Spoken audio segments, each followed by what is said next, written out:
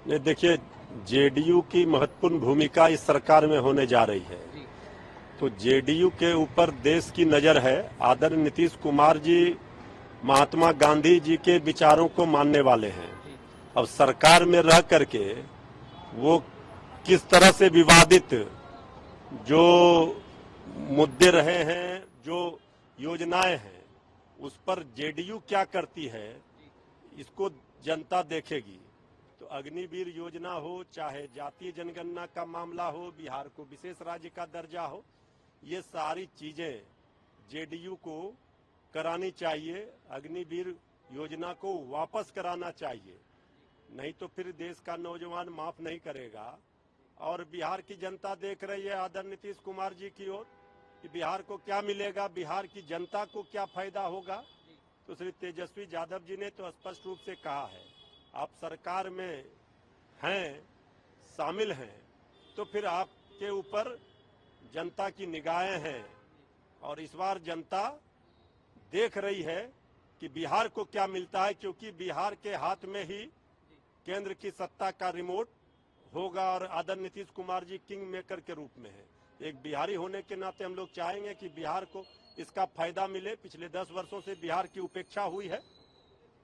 UCC को लेकर उन्होंने कहा कि यूसीसी को लेकर आप नहीं, एकदम विवादित जो भी मुद्दे हैं, जो बीजेपी का एजेंडा है, उस एजेंडे पर काम ना हो, देश हित में हो, ये देश संविधान से चले, ये देश नियम कानून से चले, इसका ख्याल ध्यान तो चंद्रबाबू नायडू जी को और आदरणीय नीतीश कुमार जी को रखना ही चाहिए। उनके ऊपर निगाहें हैं देश की जनता की। और अपनी प्रतिक्रिया जाति आधारित जनगणना ये श्री तेजस्वी यादव जी का मांग था। उसके बाद सर्वदलीय प्रतिनिधि मंडल आदरणीय प्रधानमंत्री जी से मिला था।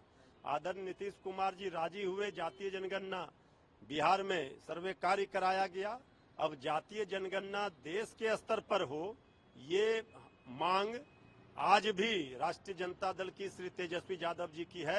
आदरणीय नीतीश कुमार जी को इसे कराना चाहिए, इस मांग को पूरा करवाना चाहिए। थोड़ा यूपी की राजनीति की तरफ चलते कि जनता के साथ वहाँ पर अन्याय हो रहा था, जमीनें छीन ली गई, मुकदमे दर्ज कराए गए, कई तरह की चीज उन्होंने कही, और ये सब कुछ एक पवित्र मंदिर के लिए हुआ। क्या देखिए, ये तो यूपी में बुलडोजर सरकार, लोग कहते थे कि बुलडोजर चलाया जा रहा है, तो जनता ने इस बार बुलडोजर चला दिया बीजेपी के सरकार पर ही।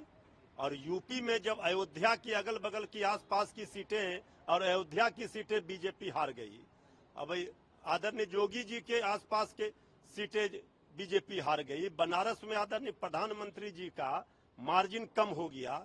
ये बहुत बड़ा संदेश दे रहा है कि आखिर जिस भगवान राम के नाम पर बीजेपी ने वोट मांगा और जय श्री राम और राम राज लाने की बात की, इसका मतलब जनता वहां दुखी हुई।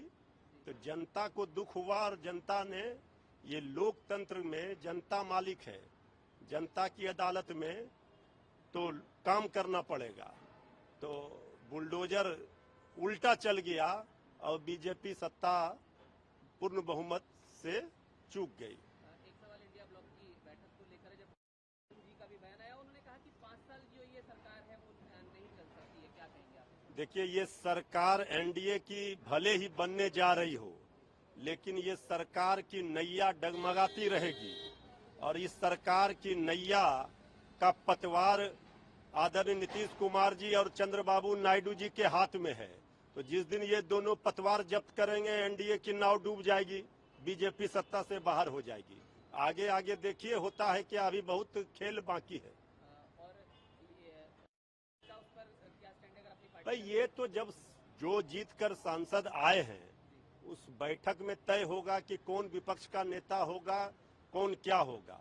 अभी बहुत सारे संभावनाओं से इनकार नहीं कोई कर सकता। अभी बहुत सारे संभावनाओं के द्वार खुले हैं और सियासत में कभी भी किसी का भी दरवाजा, खिड़की, वेंटिलेटर सब खुल जाता है, समय आता है। और आखिरी सवाल ये कि 9 तारीख को आप शपथ ले सकते हैं का मामला है, वो जब भी शपथ लें, वो सरकार बनाने का दावा वो उन्होंने संख्या बल के आधार पर, ये देश चलता है, ये लोकतंत्र में संख्या बल का महत्व है।